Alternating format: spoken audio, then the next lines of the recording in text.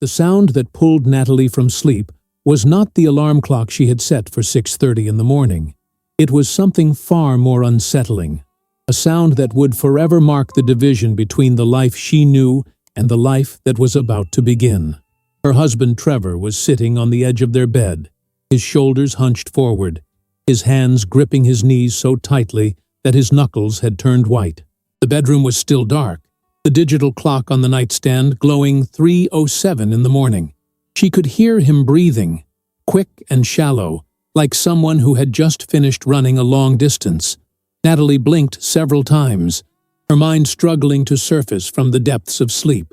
For a moment, she wondered if she was dreaming, if this strange scene was nothing more than her subconscious playing tricks on her.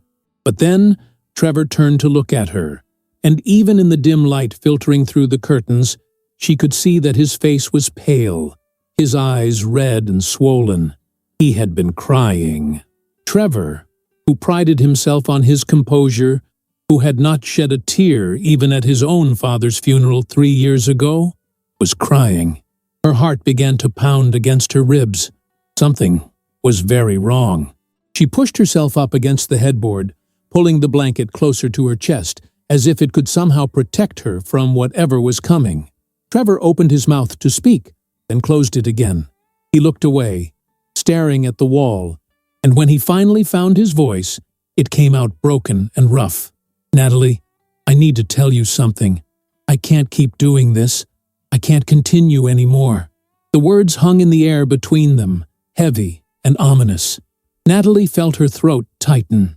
Her mind raced through possibilities, each one more terrifying than the last. Was he sick? Had he lost his job? Was someone they loved in danger? She reached out instinctively, placing her hand on his shoulder, but he flinched at her touch, as if it burned him. "Trevor, what's wrong? What happened?" Her voice was barely above a whisper, but in the silence of their bedroom, it sounded too loud. He finally turned to face her fully, and the expression on his face was one she had never seen before. It was guilt, raw and overwhelming, mixed with something else she could not quite identify. Fear, perhaps, or shame. He took a deep breath, and when he spoke again, the words came out in a rush, as if he had been holding them back for so long that they could no longer be contained. "I've been seeing someone else. For 8 months now. I've been having an affair." The words did not register immediately. Natalie heard them, but they seemed to bounce off her consciousness, unable to penetrate. She stared at Trevor, waiting for him to laugh, to tell her this was some kind of terrible joke, some nightmare she would wake from. But he did not laugh. He just sat there, looking at her with those red, swollen eyes, waiting for her reaction. 8 months. The number echoed in her mind. 8 months meant this was not some drunken mistake at a conference, not a moment of weakness that he regretted. 8 months was deliberate. 8 months was a choice he had made every single day, every morning when he kissed her goodbye, before leaving for work, every evening when he came home and asked about her day, every night when he lay down beside her in this bed. For 8 months, he had been living a double life, and she had suspected nothing. "Who is she?" Natalie heard herself ask. Her voice sounded strange to her own ears, too calm, too detached, as if it belonged to someone else entirely. "Her name is Amber. Amber Sinclair. She works at my company, in the marketing department. We met at a corporate event in February." Trevor's words were mechanical now, as if he was reciting facts from a report. "It started that night. We talked for hours, and then we kept talking after the event ended. It just happened. Nothing just happened." That was what Natalie wanted to scream at him. Affairs did not just happen. They were built on hundreds of small decisions, hundreds of moments where he could have stopped, but chose not to. But she said nothing. She sat there, frozen, her hand still clutching the blanket, her mind trying desperately to process what she was hearing. "Why are you telling me this now? Why tonight? At 3 in the morning?" She needed to understand. If he had managed to hide this for 8 months, why confess now? What had changed? Trevor looked down at his hands. She gave me an ultimatum. She said I had to end things with you this week, or she would move on. She said she couldn't keep waiting for me to make a decision. The laugh that escaped Natalie's lips was sharp and bitter. So that was it. He was not confessing because his conscience had finally caught up with him. He was confessing because his mistress had forced his hand. He had not come to her out of remorse or love or respect. He had come to her because he was backed into a corner and did not know what else to do. "How long has she been pressuring you?" Natalie asked, and there was an edge to her voice now, cutting through the shock. "About a month. She's been getting more insistent. She wants us to be together openly. She says she's tired of hiding." Trevor ran his hands through his hair, a gesture she had seen him do 1,000 times when he was stressed about work. But this was not work. This was their marriage, their life together. And he was treating it like a problem to be solved, a decision to be made between two acceptable options. Natalie felt something shift inside her. The numbness was beginning to fade, replaced by a cold, sharp clarity. She looked at Trevor, really looked at him, and for the first time in their 4 years of marriage, she felt like she was seeing a stranger. This man who sat before her, this man who had shared her home, her bed, her dreams for the future, was not who she thought he was. Perhaps he had never been. "Tell me about her," Natalie said quietly. "Tell me everything." Trevor hesitated, clearly surprised by the request. He had probably expected tears, screaming, maybe even physical violence. But Natalie remained still, her dark eyes fixed on his face, waiting. And so he began to talk. Amber was 31 years old, he said. She had moved to the city about 2 years ago for work. She was smart, ambitious, and according to Trevor, she understood him in ways that Natalie never had. They had connected immediately at that corporate event in February, talking about everything from their careers to their childhoods to their dreams. Trevor's voice actually softened when he spoke about those early conversations, and Natalie realized with a sickening jolt that he had feelings for this woman. This was not just physical. He had fallen for her. "She told me she had just gotten out of a really toxic relationship," Trevor continued, apparently oblivious to the way Natalie's jaw had tightened. "She said she was rebuilding her life, learning to trust again. I wanted to help her. I wanted to be there for her." How noble of him, Natalie thought, her nails digging into her palms beneath the blanket. He had wanted to help this poor, vulnerable woman recover from her toxic relationship by lying to his wife every day for 8 months. The hypocrisy was almost breathtaking. "Where did you meet? How often?" The questions kept coming, and Trevor answered each one. They met at hotels, sometimes at her apartment, at least twice a week, sometimes more. They texted constantly throughout the day. They had inside jokes, pet names for each other. They had built an entire relationship, complete and separate from the marriage Trevor shared with Natalie. "Do you love her?" Natalie asked finally, and this was the question that seemed to break something in Trevor. He looked at her, and fresh tears began to stream down his face. "I don't know," he whispered. "I thought I did. I think I do. But I also love you, Natalie. I never wanted to hurt you. I never wanted any of this to happen. But it did happen," Natalie thought. "It happened because you made it happen. Because every time you had a choice between honoring your marriage vows and pursuing this affair, you chose the affair. For 8 months straight, you chose her over me." The silence that followed was suffocating.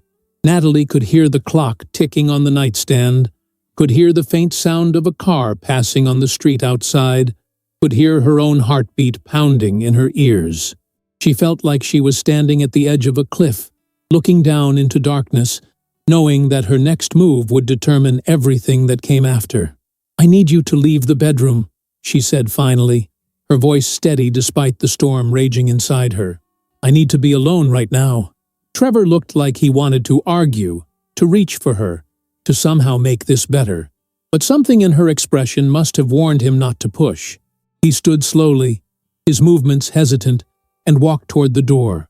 When he reached it, He turned back one more time. "Natalie, I'm so sorry. I know that doesn't mean anything right now, but I am. I'm so sorry." She did not respond. She simply stared at him until he left, closing the door softly behind him. And then, finally alone, Natalie allowed herself to feel the full weight of what had just happened. But the tears she expected did not come. Instead, there was only a cold, fierce determination settling into her bones.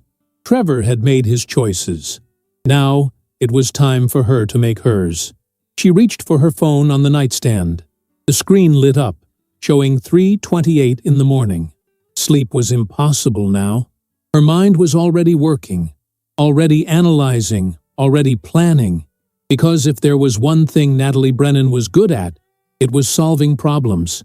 And Trevor had just presented her with the biggest problem of her life. Her fingers moved across the screen, opening a browser. She typed in a name, Amber Sinclair. If this woman had inserted herself into Natalie's marriage, then Natalie was going to find out exactly who she was dealing with. The search results began loading, and Natalie felt a grim satisfaction settling over her. Trevor may have spent 8 months lying to her, but she was about to discover what he clearly had not. The truth always came out eventually. The only question was who found it first. The blue light from her phone screen cast shadows across Natalie's face as she scrolled through search results. Her fingers moved with practiced efficiency, the same methodical approach she used when debugging complex code at work. Amber Sinclair was not a common name, and within minutes, Natalie had found her. The first result was a LinkedIn profile, professional and polished, showing a woman with blonde hair and a bright smile, listed as Senior Marketing Coordinator at the same tech company where Trevor worked. Natalie felt her stomach twist as she looked at the photo, but she forced herself to keep searching. The second result was more revealing. A Facebook profile, not fully private, with enough visible posts to paint a very different picture than the one Trevor had described. Natalie's breath caught in her throat as she clicked through the publicly available photos. There was Amber Sinclair, smiling at the camera, her arms wrapped around a tall man with sandy hair and glasses. The caption read, "5 years with my best friend and the love of my life." The post was dated 3 years ago. Natalie scrolled further. More photos of the same man. Wedding photos from 4 years ago. And then, the images that made everything click into place with sickening clarity. Children.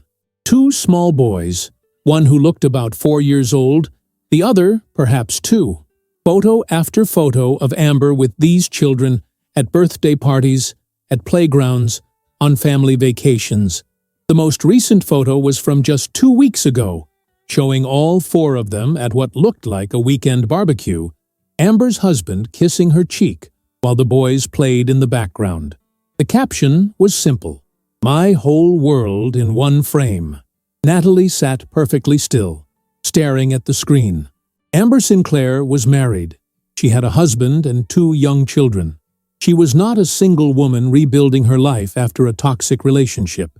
She was a married mother, living a double life, just like Trevor, and he had no idea.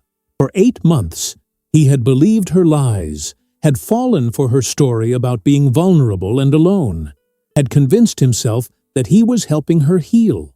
The irony would have been almost funny if it was not so devastating. She took screenshots of everything, her hands steady despite the adrenaline coursing through her veins. Evidence, documentation, proof of exactly who this woman really was. Natalie saved each image carefully to a new folder on her phone, labeling it with cold precision. Then she continued searching, finding an Instagram account that told the same story. More family photos, more posts about her husband and children, more evidence of the elaborate deception Amber had constructed. A Twitter account yielded even more. Amber had posted just yesterday, "Grateful for my amazing husband who always knows how to make me smile.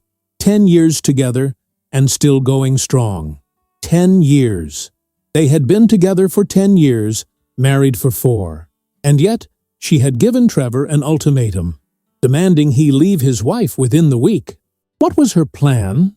Did she actually intend to leave her own husband and children? Or was this all just a game to her? A way to feel powerful and desired while maintaining her perfect family life? Natalie glanced at the clock. It was 4:15 in the morning. She had been searching for nearly an hour, and the picture was now complete. She set her phone down on the nightstand and lay back against the pillows, staring at the ceiling. The betrayal had layers now, depths she had not initially comprehended. Trevor had not just cheated on her. He had been completely fooled, manipulated by a woman who was playing the same game with him that he had been playing with Natalie. They were all liars, all of them, caught in a web of deception that had been spun so thick that no one could see clearly anymore. But Natalie could see. She could see everything now with perfect clarity. And, as the first hints of dawn began to lighten the sky outside her window, she made her decision. She would not fall apart. She would not beg or plead or try to save a marriage that Trevor had already destroyed. She would act with the same intelligence and precision that had made her successful in her career. And she would not stoop to their level, would not engage in the kind of messy public drama that would diminish her. She would simply move forward, cleanly and decisively. When she finally emerged from the bedroom at 6:30 in the morning, showered and dressed in dark jeans and a crisp white blouse, Trevor was sitting at the kitchen table. He looked like he had not slept at all. His eyes were bloodshot, his face haggard, and he jumped up when he saw her, nearly knocking over the mug of coffee that sat untouched in front of him. "Natalie, can we talk? Please, I need to explain. I need to make you understand." His words tumbled out in a desperate rush. She held up one hand, silencing him.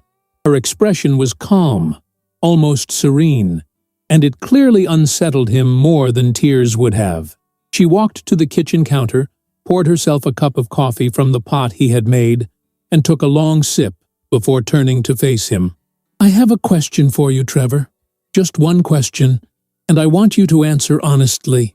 Her voice was steady, controlled. "How much do you actually know about Amber Sinclair?" Trevor blinked, confused by the question. "What do you mean? I know her. We've been together for 8 months. We talk every day. We've shared everything with each other."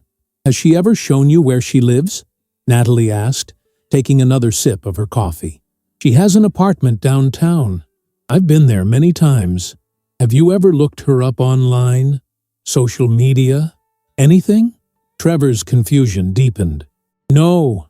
I mean, we're friends on LinkedIn, but I never felt the need to." "Why are you asking me this?" Natalie pulled her phone from her pocket and opened the folder of screenshots she had saved.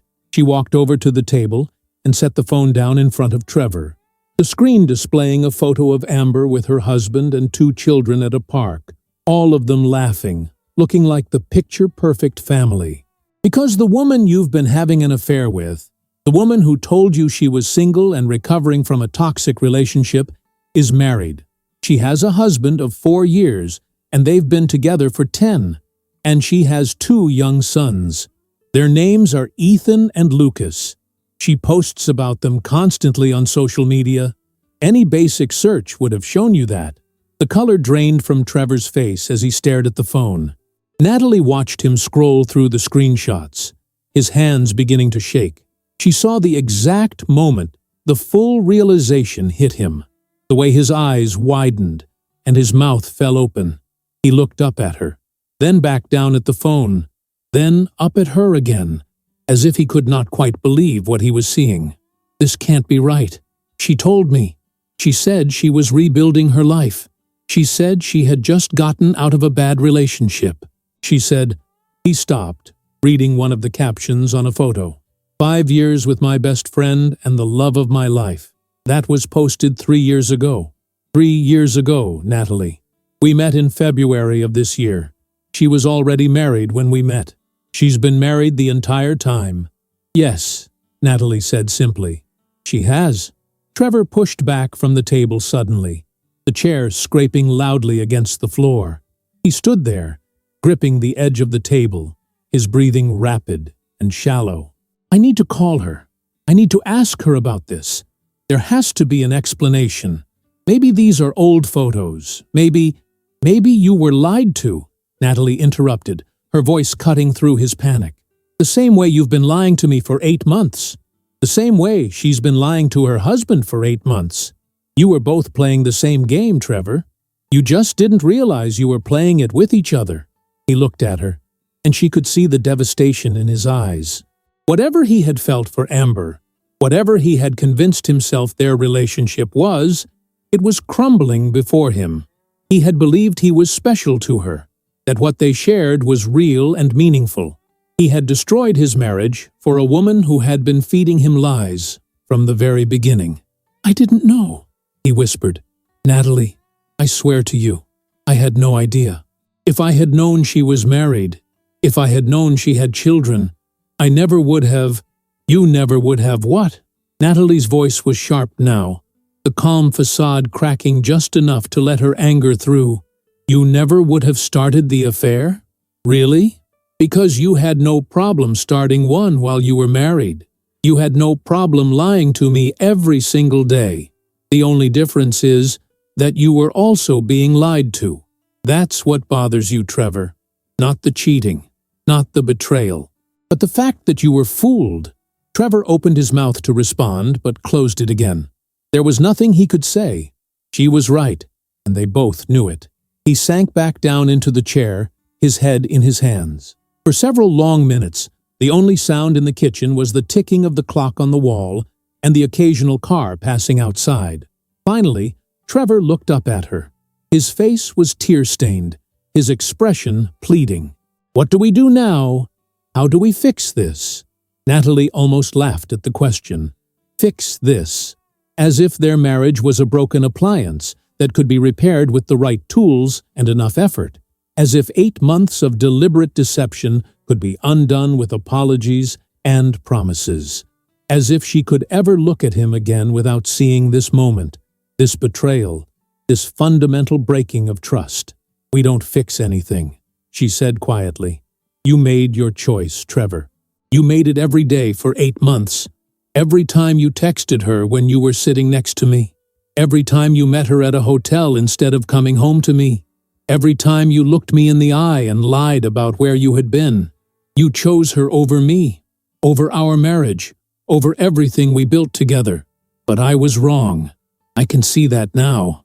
I made a terrible mistake, and I will spend the rest of my life making it up to you if you just give me a chance. Please, Natalie. I love you. I choose you. I choose us. She shook her head slowly. You don't get to choose us anymore. That choice expired about 8 months ago. And even if Amber hadn't lied to you, even if she really was single and perfect and everything you thought she was, it wouldn't change what you did. It wouldn't change the fact that you betrayed me. The problem isn't who she is, Trevor. The problem is who you are, what you're capable of. And that's not something I can ever forget or forgive. Trevor started to cry then. Really cry, his shoulders shaking with sobs. But Natalie felt nothing as she watched him. The man before her was a stranger, and she realized she had been married to a stranger for longer than she had known. The Trevor she thought she knew, the man she had trusted and loved and planned a future with, had never really existed. Or perhaps he had existed once, but he had made choices that transformed him into someone else entirely. She picked up her phone from the table and walked toward the door. I'm going out for a while. When I come back, I expect you to be packed and gone. You can stay with a friend or get a hotel room. I don't care which, but you will not be sleeping in this house tonight or any night after. Do you understand? Natalie, please. Do you understand? She repeated, her voice hard as steel. He nodded slowly, defeated. Yes, I understand. Without another word, Natalie grabbed her purse and car keys and walked out the front door. The morning air was cool and fresh, and she took a deep breath, letting it fill her lungs. She got into her car, started the engine, and began to drive. She had no particular destination in mind. She just needed to move, to put distance between herself and that house, that kitchen, that broken shell of a man who had once been her husband. As she drove through the quiet streets, the sun rising higher in the sky, Natalie pulled out her phone at a red light and opened her contacts. She scrolled to a name she had not called in years, Christine Marshall, her college roommate who had gone to law school and was now a divorce attorney. They had stayed in touch sporadically over the years, exchanging holiday cards and occasional text messages. Christine had always told Natalie to call if she ever needed anything. Well, she needed something now. The light turned green, but Natalie pulled over to the side of the road instead. She took a deep breath and pressed the call button. The phone rang 3 times before a familiar voice answered. "Natalie? Oh my God, is that really you? It's been forever." "Hi, Christine," Natalie said, and she was surprised by how steady her voice sounded. "I hope I'm not calling too early. I need your help. I need a good divorce lawyer. Actually, I need the best divorce lawyer you know." There was a pause on the other end of the line, and when Christine spoke again, her tone had shifted from cheerful surprise to professional concern. "Of course. I'm a divorce attorney myself now, remember? Tell me what's going on, and we'll figure this out together." And so Natalie began to talk. She told Christine everything, her voice never wavering, her mind clear and focused. This was the first step, the first real action she was taking to reclaim her life. And as she sat there in her car, parked on a quiet residential street with the morning sun streaming through the windshield, Natalie felt something shift inside her. Not happiness, not yet, but something harder and more durable. Resolve, determination, the absolute certainty that she would survive this, that she would emerge from it stronger, and that Trevor Brennan would come to understand exactly what he had lost. By the time she hung up the phone 30 minutes later, she had an appointment scheduled for that afternoon at Christine's office. She had a plan, and she had taken the first step toward a future that no longer included the man who had shared her last name, but had never truly deserved her trust. Natalie started the car again and pulled back onto the road. She had a few hours before her meeting with Christine. Enough time to clear her head, to think through everything that needed to happen next. Enough time to prepare for the battle ahead, because that was what this would be, she knew. A battle. But it was one she intended to win. Christine Marshall's law office was located on the 14th floor of a sleek glass building in the heart of the business district. Natalie had been there once before, years ago, when Christine had first opened her practice and invited a small group of close friends to celebrate. Back then, it had seemed like just another professional milestone, something to be happy about for a friend.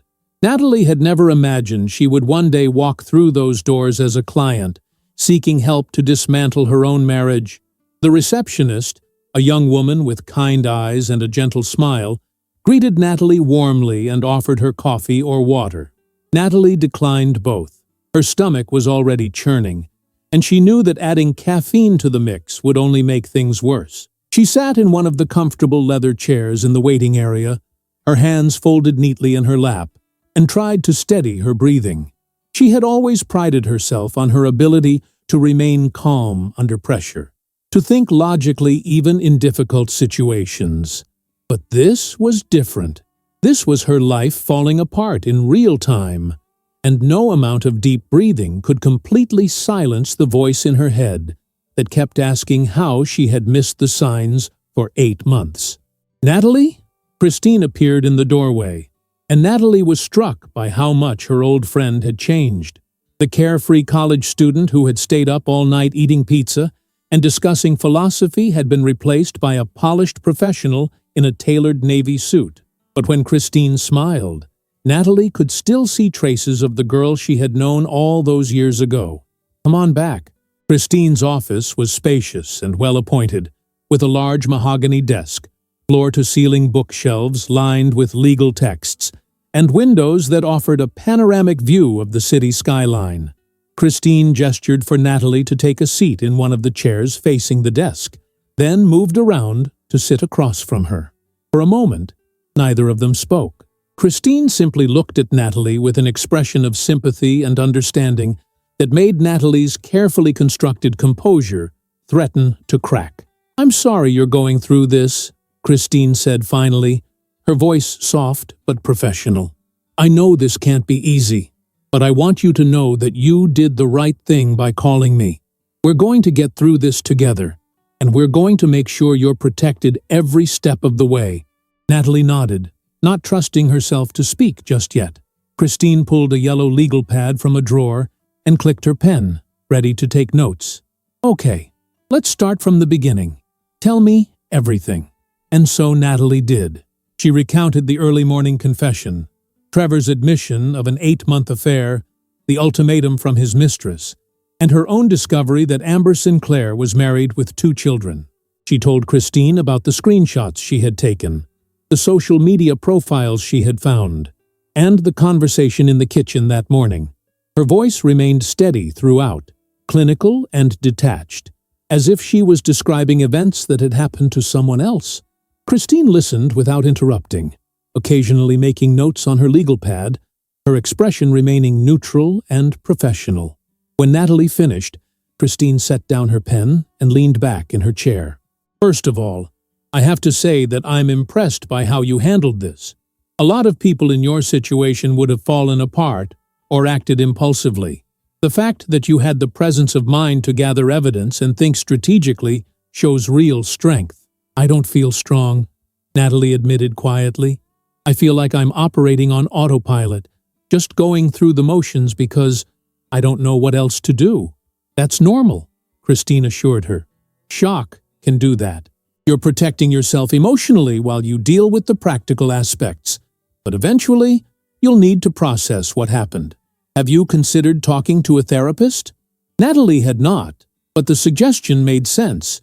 She made a mental note to look into it later. Right now, she needed to focus on the immediate steps. "What happens next? With the divorce, I mean?" Christine pulled a packet of papers from a folder on her desk and slid them across to Natalie. "I took the liberty of preparing some preliminary documents based on what you told me on the phone this morning. This is a petition for divorce. It outlines the grounds, which in this case would be adultery, and it initiates the legal process. Once you sign this and I file it with the court, Trevor will be served with the papers. From that point forward, everything becomes official." Natalie looked down at the documents, her eyes scanning the formal legal language. Petitioner, respondent, dissolution of marriage. The words seemed surreal, like something out of a television drama rather than her actual life. She picked up the pen Christine offered and held it poised over the signature line. This was it, the moment everything became irreversible. Once she signed these papers, there would be no going back, no pretending this had not happened, no possibility of waking up tomorrow and discovering it had all been a nightmare. She thought about Trevor, probably still at the house, packing his belongings into suitcases and boxes. She thought about the 4 years they had spent together, the plans they had made, the future they had envisioned. She thought about the woman she had been yesterday morning, blissfully unaware that her husband was living a double life. And then she thought about the woman she needed to become, the woman who refused to accept betrayal, who valued herself enough to walk away from someone who had proven unworthy of her trust. Natalie signed her name with firm, decisive strokes. Christine witnessed the signature, then gathered the papers and placed them back in the folder. "I'll file these first thing tomorrow morning. In the meantime, I need to ask you some questions about your financial situation. Do you and Trevor have joint bank accounts?" They did. Natalie provided Christine with the details. Their shared checking and savings accounts, the retirement funds they had each contributed to, the house they had purchased together 2 years ago. Christine made careful notes, asking clarifying questions about mortgages, debts, and assets. It was a coldly practical conversation, reducing years of shared life to a series of numbers and property divisions. "My recommendation is that you open your own bank account immediately," Christine said. "Transfer half of what's in the joint accounts into your new account. You're entitled to it, and this protects you in case Trevor tries to drain the accounts." Do you have direct deposit set up for your salary? Yes, it goes into our joint checking account. Change that as soon as possible. Have your paychecks deposited into your new personal account. And Natalie, I need you to be very careful about any financial decisions Trevor might try to make over the next few weeks. Don't sign anything, don't agree to anything, without running it by me first. People can do strange things when they're facing divorce, and you need to protect yourself. Natalie absorbed all of this information, her mind cataloging each instruction like she was learning a new programming language. There was a certain comfort in the concrete steps, the actionable items that gave her something to focus on besides the emotional devastation. Christine continued outlining the process, the discovery phase where they would gather all financial documents, the negotiations over property division, the timeline for when the divorce could be finalized. In their state, there was a mandatory waiting period of 6 months from the time the petition was filed until the divorce could be granted, assuming everything went smoothly and both parties cooperated.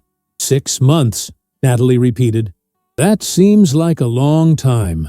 It can feel that way, Christine agreed. But it also gives you time to get your affairs in order, to make sure the settlement is fair, and to start adjusting to your new reality. And Natalie, I want you to think very carefully about what you want from this divorce. Not just financially, but emotionally. Some people want to fight for every last dollar out of anger or a desire for revenge. Others just want it over with as quickly as possible, even if it means accepting less than they deserve.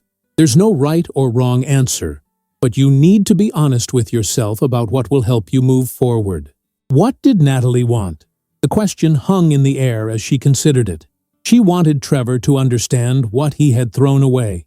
She wanted him to regret his choices. She wanted him to suffer the way she was suffering. But more than any of that, she wanted to be free. Free from the lies. Free from the betrayal.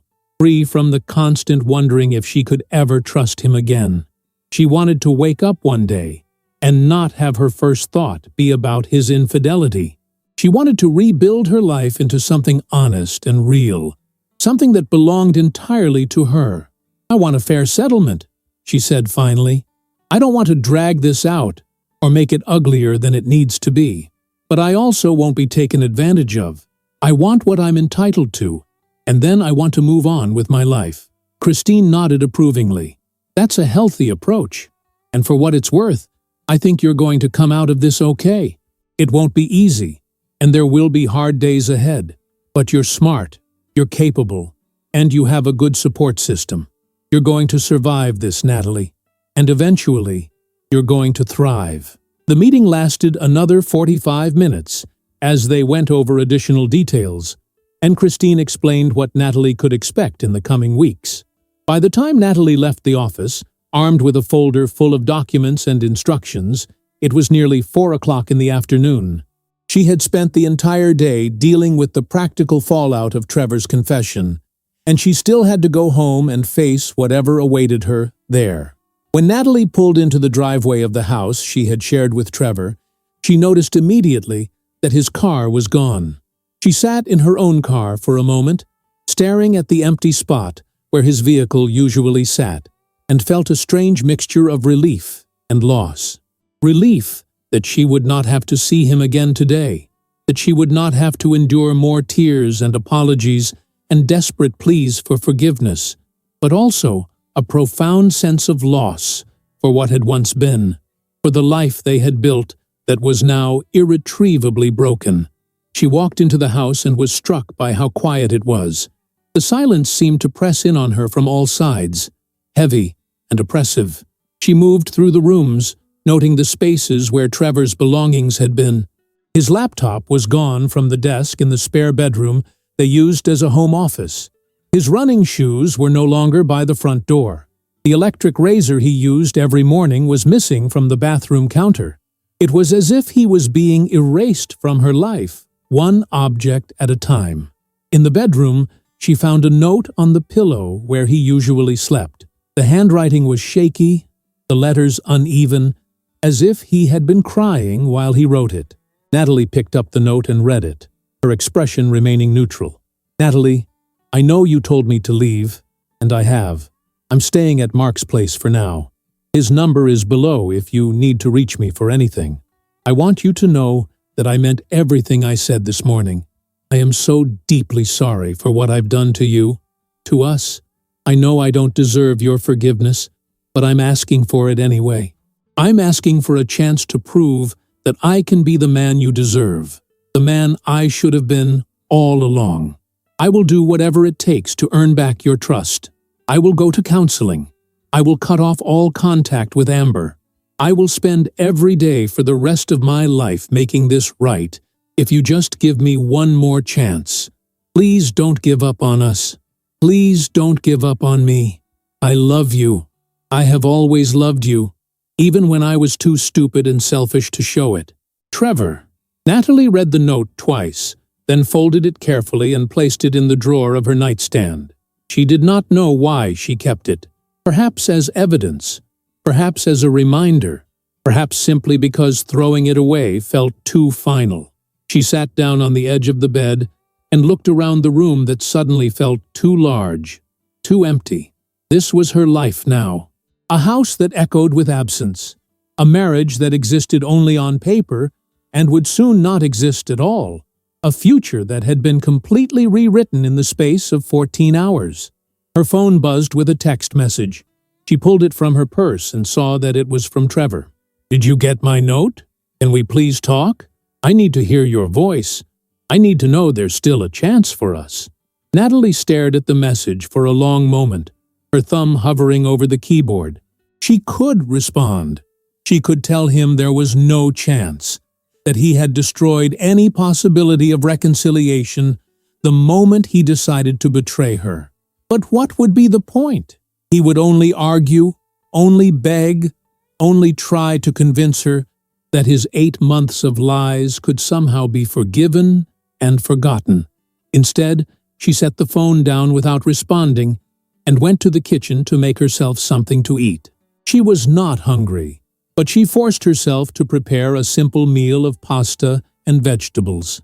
As she stood at the stove, stirring the pasta in the boiling water, she thought about all the dinners she had made in this kitchen, all the evenings she had spent cooking while Trevor sat at the table telling her about his day at work. How many of those stories had been lies? How many times had he told her he was working late when he was actually with Amber? How many business trips and conferences and team dinners had been covers for his affair? The pasta was ready, but when Natalie sat down at the table to eat it, the food tasted like cardboard in her mouth. She managed a few bites before giving up and scraping the rest into the trash. Her phone buzzed again. Another text from Trevor.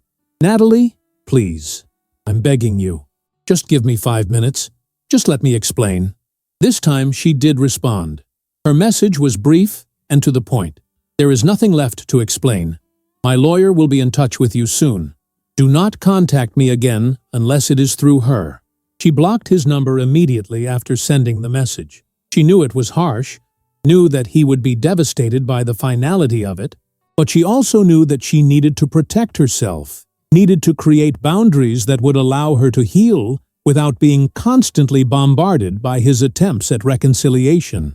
Christine had warned her about this, had told her that Trevor would likely go through stages of denial, bargaining, and desperation before finally accepting that the marriage was over. Natalie did not have the energy to manage his emotions on top of her own. The evening stretched out before her, long and lonely. She tried to watch television but could not focus on the screen. She tried to read but could not concentrate on the words. Finally, she opened her laptop and did what she always did when she needed to escape.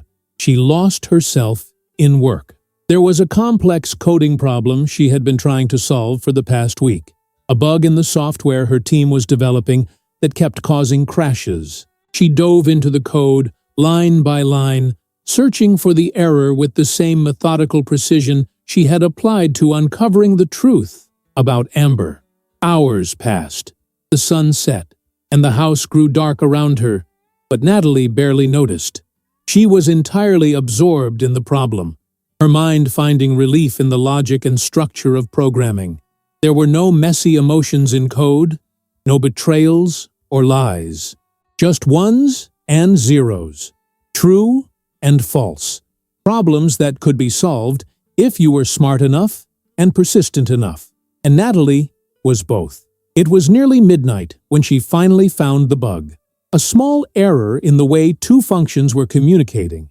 A simple fix that had eluded her for days. She corrected it, ran the test suite, and watched with satisfaction as the software executed flawlessly. Problem solved. If only her personal life could be debugged so easily. She closed her laptop and realized how exhausted she was.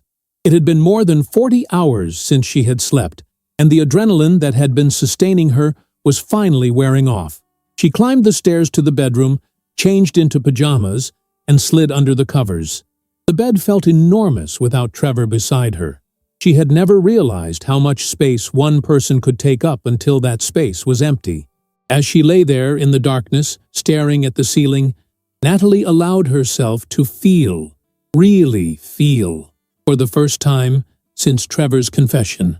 The grief came in waves, crashing over her with a force that left her breathless. She cried silently, tears streaming down her face and soaking into the pillow.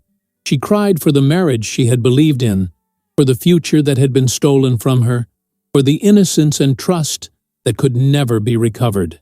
She cried for the woman she had been yesterday morning, who had kissed her husband goodbye and gone to work believing that her life was stable and secure. That woman was gone now, replaced by someone harder, more cautious, more aware of how quickly everything could fall apart. But even as she cried, even as the pain threatened to consume her, Natalie felt something else beneath it all. Anger. Not the hot, explosive kind that led to rash decisions and regrettable actions, but a cold, steady fury that burned like ice in her chest.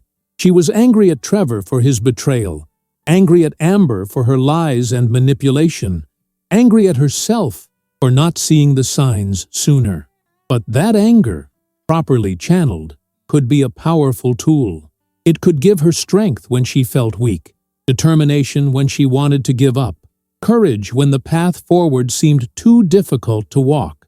Tomorrow would be another hard day, and the day after that, and the day after that. There would be legal proceedings and difficult conversations, and moments when she questioned whether she was making the right choices. But tonight, lying in her bed in the house that was slowly becoming hers alone, Natalie made herself a promise. She would not let this destroy her. She would not let Trevor's weakness become her prison. She would grieve, yes. She would hurt, certainly. But she would also survive. And eventually, somehow, she would find a way to build a new life from the ruins of the old one. A life that was honest. A life that was real. A life that belonged entirely to her. The next 6 weeks passed in a blur of paperwork, phone calls, and difficult decisions. Natalie threw herself into the logistics of divorce with the same focus she brought to her most challenging projects at work. She met with Christine 3 times during that period, each meeting bringing new developments and new decisions to be made. Trevor had been served with the divorce papers on a Tuesday afternoon at his office, and according to Christine, he had been visibly shaken when the process server handed him the documents. He had tried calling Natalie multiple times that evening, forgetting that she had blocked his number. When the calls failed to go through, he had sent emails, long rambling messages full of apologies and pleas for reconsideration. Natalie read the first 2, then created a filter that automatically forwarded all of his emails to Christine without her having to see them. Christine had advised her that this was wise. "You need to protect your mental health right now," she had said during their second meeting. "Every time you engage with him, every time you read his messages or listen to his explanations, you're reopening the wound. Let me handle the communication. That's what I'm here for." The house became a focal point of negotiation. It was worth approximately $400,000, and they still owed $175,000 on the mortgage. Trevor had initially proposed that they keep the house and rent it out, splitting the rental income. Natalie had rejected this idea immediately. She did not want to be tied to Trevor financially for years to come, did not want the ongoing complication of shared property and joint decisions. She wanted a clean break. After some back and forth through their attorneys, they agreed to sell the house and split the proceeds evenly. A realtor was hired, professional photos were taken, and within 2 weeks, they had an offer. The sale would close in 45 days. Natalie began the process of packing up her belongings, sorting through 4 years of accumulated possessions, and deciding what to keep and what to discard. It was harder than she had anticipated. Every item seemed to carry a memory, a story, a reminder of the life she had thought she was building. The coffee maker they had bought on their honeymoon, the framed photograph of them at a friend's wedding, both of them laughing at something the photographer had said. The set of kitchen knives Trevor had given her for her birthday 2 years ago, because she had mentioned wanting to learn to cook better. She kept the practical items and donated or discarded the sentimental ones. There was no point in holding on to objects that would only cause pain every time she looked at them.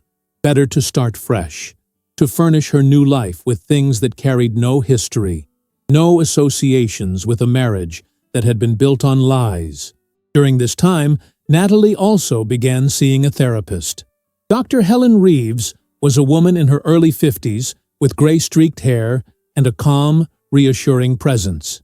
She had been recommended by Christine, who said that many of her clients found therapy invaluable during divorce proceedings. Natalie had been skeptical at first. She prided herself on her ability to handle problems rationally, without letting emotions cloud her judgment. But after her first session with Dr. Reeves, she began to understand the value of having someone to talk to, someone who had no stake in the situation and could offer perspective without judgment. "You're doing everything right," Dr. Reeves told her during their third session. "You're taking care of the practical matters. You're protecting yourself legally and financially, and you're giving yourself space to process what happened. But I want you to be careful about something." "What's that?" Natalie asked. "You're very good at compartmentalizing, at putting your emotions in a box and focusing on tasks and logistics. That's a useful skill, and it's helping you get through this difficult time. But eventually, you're going to need to open that box and deal with what's inside. If you don't, if you just keep pushing the pain down and ignoring it, it will find other ways to surface. Do you understand what I'm saying?"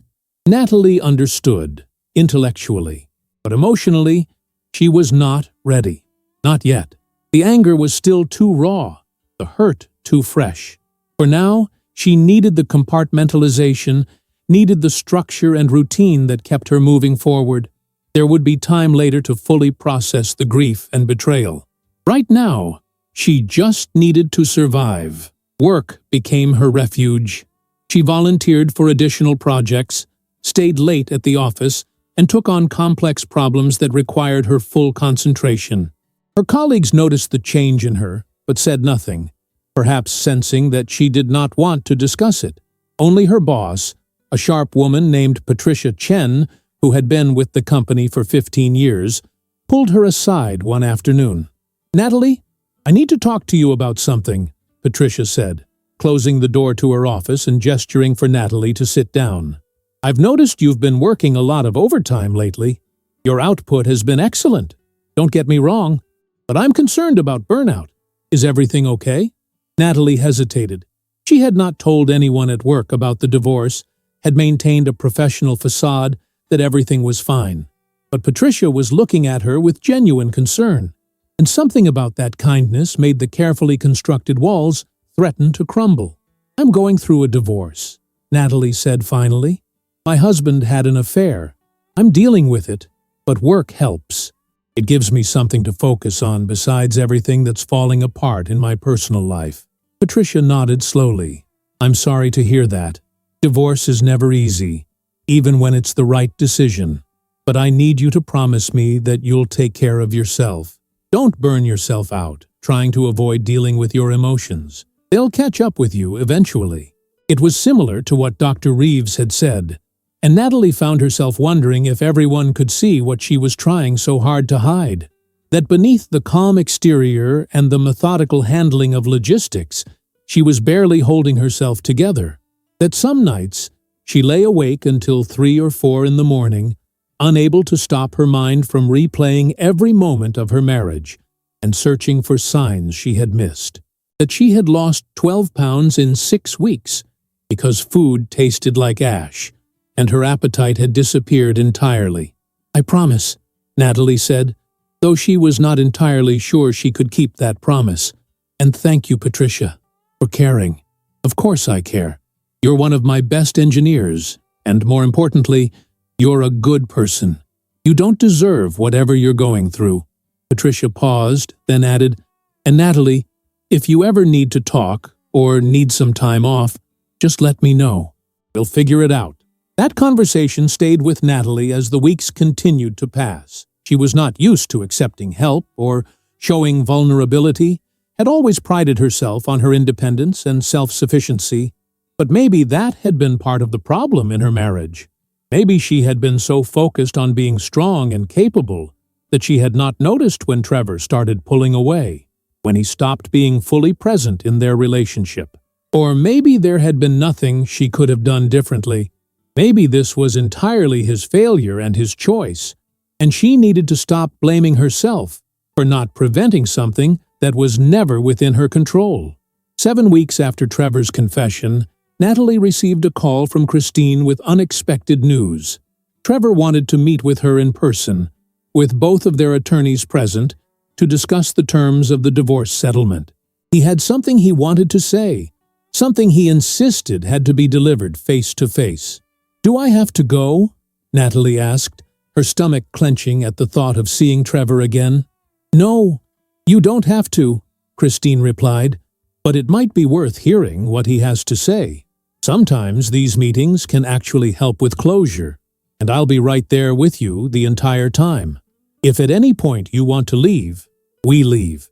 You're in control here, Natalie, not him." Natalie agreed, more out of curiosity than any real desire for closure.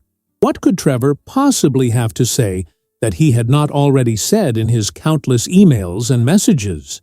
What new explanation or justification could he offer that would make any difference at this point? The meeting was scheduled for the following Tuesday at 2 o'clock in the afternoon at Christine's office. Natalie took the afternoon off from work and arrived 15 minutes early, dressed in a charcoal gray pantsuit that made her feel professional and armored. Christine greeted her warmly and offered reassurance. "Remember, you don't have to respond to anything he says. You don't owe him forgiveness or understanding or anything else. This is just information gathering. We listen, and then we proceed with the divorce exactly as planned." 13th, at precisely 2 o'clock, Trevor arrived with his attorney, a middle-aged man named Robert Jameson, who had a reputation for being fair but firm. Natalie had not seen Trevor in 7 weeks, and she was struck by how much he had changed. He had lost weight, even more than she had, and there were dark circles under his eyes that spoke of sleepless nights. His usually neat hair was slightly too long, as if he had been forgetting to get it cut. He looked, in a word, terrible. When Trevor's eyes met hers across the conference table, she saw something in them that she had not expected. Not the desperate pleading she had seen that morning in their kitchen, not the manipulative tears designed to make her feel sorry for him. Instead, she saw resignation, acceptance, and something that looked almost like peace. "Thank you for agreeing to meet with me," Trevor said quietly. His voice was hoarse, as if he had been crying recently, or perhaps just had not been using it much. "I know you didn't have to, and I appreciate it." Christine gestured for everyone to sit. The 4 of them arranged themselves around the conference table, attorneys flanking their respective clients, a physical representation of the divide that now existed between Natalie and Trevor. Robert Jameson pulled out a folder of documents, but Trevor held up a hand to stop him. "Before we get to the legal stuff, I need to say something to Natalie. I need her to hear this directly from me." Trevor looked at his attorney, who nodded permission, then turned his full attention to Natalie. I spent the last 7 weeks doing a lot of thinking. I went to therapy, like I said I would. I talked to my therapist about everything that happened, about why I made the choices I made, about what was missing in me that led me to hurt you the way I did. Natalie remained silent, her expression neutral. She had perfected this mask over the past weeks, this ability to show nothing of what she was feeling inside. What I realized, Trevor continued, is that this was never about you. It was never about anything you did or didn't do, any way you failed to meet my needs or make me happy. You were a wonderful wife. You were loyal and supportive and everything I could have asked for. The problem was entirely with me, with my own insecurities, my own need for validation, my own selfishness. He paused, and Natalie could see that he was struggling to maintain his composure, but he pressed on. I also realized something else. When you showed me those pictures of Amber with her family, when I discovered that she had been lying to me the whole time, my first thought wasn't about her husband or her children or the damage we were both causing. My first thought was about how stupid I had been, how I had been played. I was more upset about being fooled than I was about the actual betrayal. And that's when I understood that I didn't actually love Amber. I don't think I ever did. She was just an escape, a way to feel important and desired without having to do the actual work of being a good partner. Natalie felt Christine's hand briefly touch her arm under the table, a silent reminder that she did not have to respond, did not have to engage. But she found herself speaking anyway. "Why are you telling me this, Trevor? What do you want from me?" "I don't want anything," Trevor said, and there was a sincerity in his voice that surprised her. "I'm not here to beg for another chance, or to try to convince you to take me back.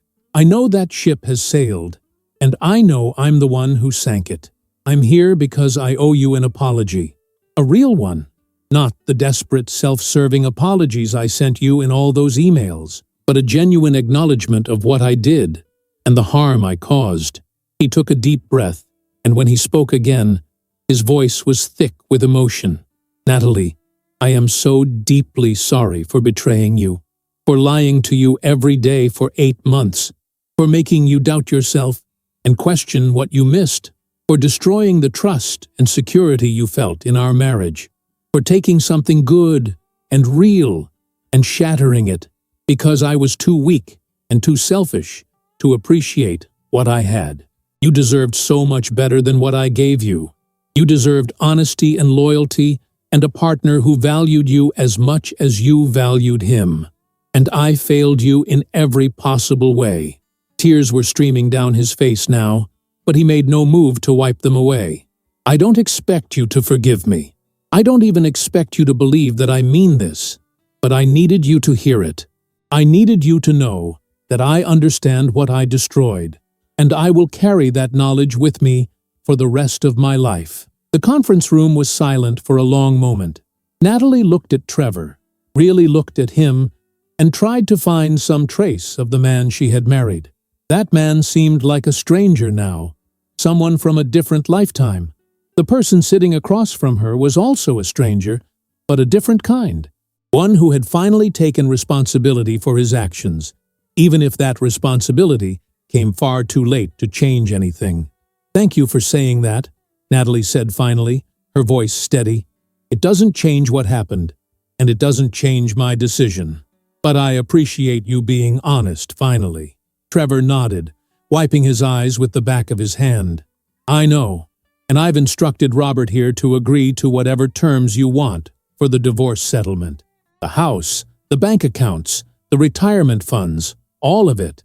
I'm not going to fight you on anything. You can have whatever you think is fair." Christine raised an eyebrow, clearly surprised by this development. "That's very generous, Mr. Brennan, but we would still like to ensure everything is documented properly and divided according to the law." "Of course," Robert Jameson interjected smoothly. "My client is simply indicating that he won't be contesting any reasonable requests. We've prepared a proposed settlement that divides all marital assets 50-50, which we believe is fair given the circumstances. The meeting continued for another hour as they went through the details of the settlement. Trevor was true to his word, agreeing to everything without argument. The house would be sold and the proceeds split evenly. Their savings account would be divided. Their retirement accounts would each retain what they had contributed individually. There were no children, no complicated custody arrangements, no ongoing financial entanglements. It was, as divorces went, remarkably straightforward. When the meeting finally concluded and all the documents had been signed, Trevor stood to leave. He paused at the door and looked back at Natalie one last time. "I hope you find someone who deserves you," he said softly. "Someone who appreciates what an incredible person you are. Someone who doesn't take you for granted the way I did." Natalie did not respond. There was nothing left to say. Trevor left with his attorney, and the door closed behind them with a quiet click. She sat there for a moment, staring at the closed door, feeling strangely empty. She had expected to feel triumphant or vindicated, or at least satisfied. Instead, she just felt tired. "How are you doing?" Christine asked gently. "I don't know," Natalie admitted. "That was not what I expected." He seemed genuinely remorseful. "That doesn't excuse what he did, but it's something." Some people never reach that point of self-awareness. Christine began gathering the signed documents into her briefcase.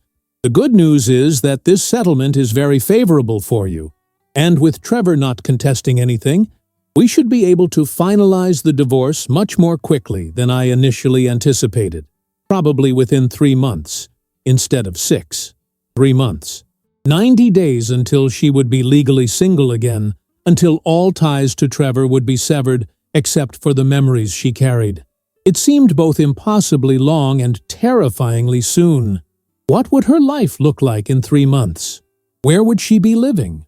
What would she be doing? Who would she be? As if reading her thoughts, Christine said, "Have you given any thought to what you want to do after the divorce is final? Where you want to live?" "I've been thinking about it," Natalie replied. "Actually, something interesting happened at work last week. Our company is opening a new office on the West Coast, and they've been looking for experienced engineers to help staff it. The position would be a promotion, more responsibility, and the salary would be about 40% higher than what I'm making now." "Are you considering applying?" Christine asked. "I already did," Natalie said, surprising herself with the admission. She had not planned to tell anyone yet, had barely acknowledged to herself that she was seriously considering such a major change. "I had a preliminary interview 2 days ago. They seemed very interested." Christine smiled, the first genuine smile Natalie had seen from her all afternoon. "That's wonderful, Natalie. A fresh start in a new place might be exactly what you need. No memories, no running into Trevor or mutual friends, just a clean slate. A clean slate." The phrase resonated with Natalie in a way she had not expected. That was what she wanted, she realized. Not just to end her marriage, but to end this entire chapter of her life. To close the book on the woman she had been and start writing a new story about the woman she was becoming. "I think you're right," Natalie said. "I think that's exactly what I need." The job offer came through 3 weeks later, arriving in Natalie's inbox on a Thursday morning while she was debugging code at her desk. She read the email twice, her heart pounding with a mixture of excitement and terror. Senior software engineer, leading a team of 6 developers, working on cutting-edge artificial intelligence applications. The salary was even better than she had hoped, 43% higher than her current position, with a generous relocation package and signing bonus. They wanted her to start in 8 weeks, which would give her time to wrap up her current projects and make the move. Natalie sat back in her chair, staring at the screen. This was it. The opportunity she had been hoping for. The chance to truly start over. A new city, 3,000 miles away, where no one knew her story, where she could be whoever she wanted to be, without the weight of her failed marriage hanging over her. She thought about declining, about staying in familiar territory where she had friends and connections and a life she understood. But that life had been built on a foundation of lies, and staying here meant constantly running the risk of encountering Trevor or mutual friends who would ask uncomfortable questions or offer unwanted sympathy. She clicked the reply button and typed out her acceptance before she could second-guess herself. Yes, she would take the position. Yes, she would relocate. Yes, she was ready for this new chapter. Her finger hovered over the send button for just a moment before pressing it. Done. No going back now. The next 8 weeks were a whirlwind of activity. The house sold quickly, closing escrow just 2 days before Natalie's scheduled departure. She attended the closing alone, signing the final papers that transferred ownership to a young couple who were expecting their first child. They were so excited, so full of hope and dreams for their future in that house, that Natalie felt a pang of something that was not quite envy, but close to it. She remembered being that hopeful once, believing that buying a house with Trevor was the beginning of a beautiful life together. Now she knew better. Houses were just structures, walls and floors and roofs. They did not guarantee happiness or security. Only you could create those things for yourself. The divorce was finalized on a rainy Tuesday morning in late October, exactly 3 months and 2 days after Trevor had woken her up with his confession. Natalie stood in the courthouse with Christine by her side as the judge reviewed the settlement agreement and granted the dissolution of marriage. It took less than 15 minutes. 4 years of marriage, reduced to a few signatures and a stamp from the court. When it was over, Christine hugged her tightly. "You did it," Christine said. "You made it through. How do you feel?" "Free," Natalie answered, and she was surprised to realize it was true. The weight she had been carrying for months, the constant low-level anxiety and grief that had shadowed her every moment, had lifted. She was no longer Trevor Brennan's wife. She was just Natalie, standing on her own 2 feet, ready to face whatever came next. She had already shipped most of her belongings to her new apartment on the West Coast, keeping only what she needed for the final week in her old city. She stayed in a hotel near the airport, a neutral space that belonged to neither her past nor her future. On her last night, she met Patricia for dinner at a small Italian restaurant downtown. Her boss had been supportive throughout the entire process, giving her the flexibility she needed to handle the divorce while maintaining her responsibilities at work. "I'm going to miss you," Patricia said, raising her glass of wine in a toast. "You've been an asset to this company, and more than that, you've become a friend. I hope this new position gives you everything you're looking for." "Thank you for everything," Natalie said sincerely, "for understanding when I was falling apart, for giving me space to grieve, for not pushing me to talk about things I wasn't ready to discuss. You helped me get through this more than you know." They talked for hours about work and life and the future. Patricia shared stories from her own divorce 15 years earlier, how difficult it had been, but also how it had ultimately led her to a better, more authentic life. "Pain is a powerful teacher," Patricia said, as they were finishing dessert. "It forces you to grow in ways that comfort never could. You're going to be amazed by who you become over the next year or two." Natalie hoped she was right. She paid the bill despite Patricia's protests, hugged her goodbye, and walked back to her hotel through the drizzling rain. Tomorrow morning, she would board a plane and fly to her new life. Tomorrow, everything would be different. The flight was smooth and uneventful. Natalie spent most of it looking out the window, watching the landscape change below her as they traveled across the country. Mountains gave way to plains, plains to desert, desert to the sprawling urban landscape of the West Coast. When the plane touched down, she felt a flutter of nervousness in her stomach. This was real. She was actually doing this. Her new apartment was in a modern building with floor-to-ceiling windows that offered stunning views of the city skyline. It was smaller than the house she had shared with Trevor, but it was entirely hers. Every piece of furniture, Every decoration, every choice had been made by her alone. She had intentionally chosen a completely different aesthetic from what she and Trevor had created together. Where their house had been traditional and safe, her new apartment was modern and bold. Deep blues and grays instead of beige and cream. Abstract art instead of landscape paintings. It was a physical manifestation of her new identity, the woman she was becoming rather than the woman she had been. The first few weeks at her new job were intense, but exhilarating. The work was challenging, pushing her to expand her skills and think in new ways. Her team was talented and collaborative, and she found herself energized by the projects they were tackling. For the first time in months, she would come home at the end of the day feeling accomplished rather than drained. She was building something again, not trying to repair what had been broken. She also began building a new social life, slowly and carefully. She joined a running club that met on Saturday mornings, enjoying the camaraderie of group exercise without the pressure of deep personal conversations. She attended a few meetups for women in technology, connecting with other professionals who understood the challenges of working in a male-dominated field. She even took a pottery class on Tuesday evenings, discovering a creative outlet she had never known she enjoyed. The feeling of shaping clay with her hands, of creating something from nothing, was surprisingly therapeutic.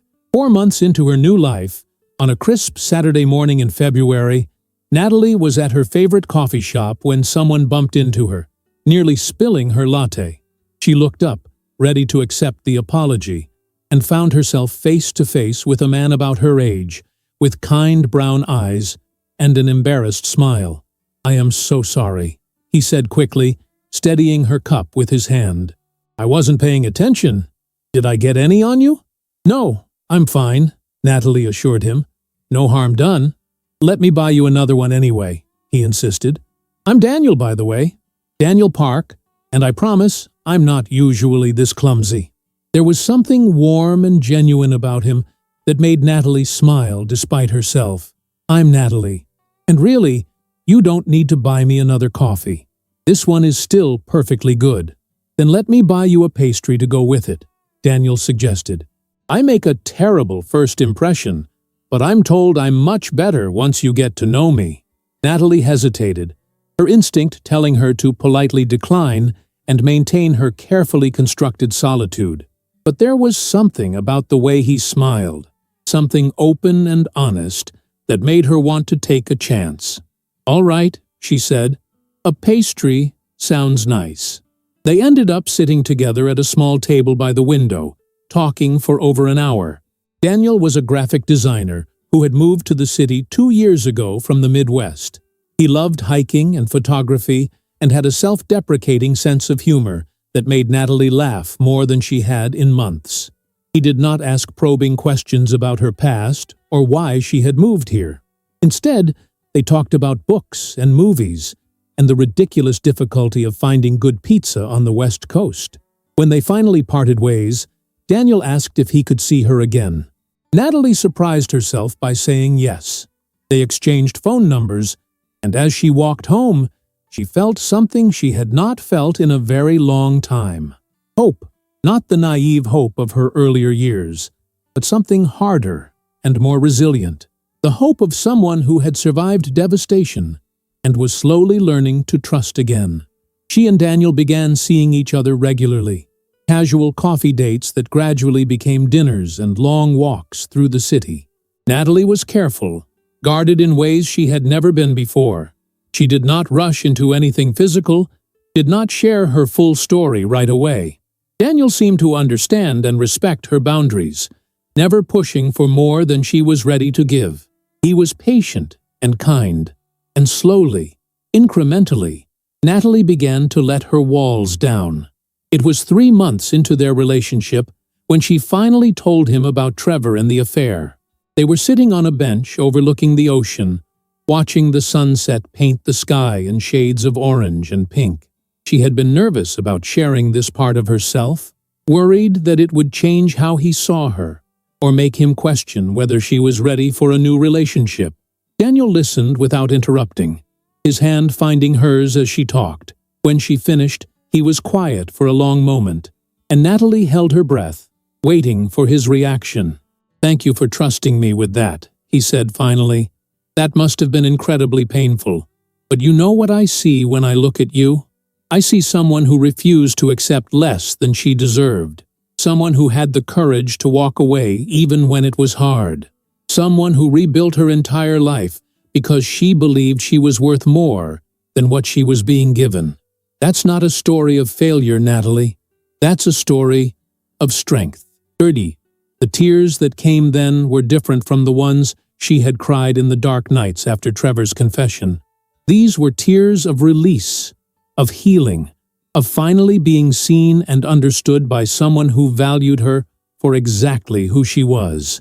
Daniel pulled her close, and she let herself lean into him. Let herself accept the comfort he was offering. For the first time since her marriage had ended, Natalie allowed herself to believe that maybe, just maybe, she could love again.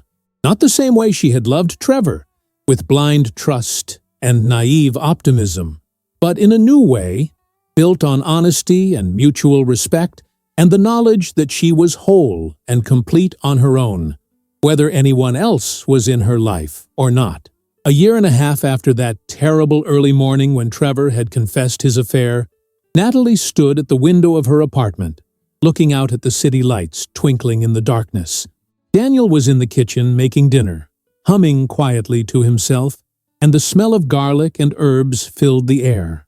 Her life looked nothing like what she had imagined it would be back when she was married. It was better.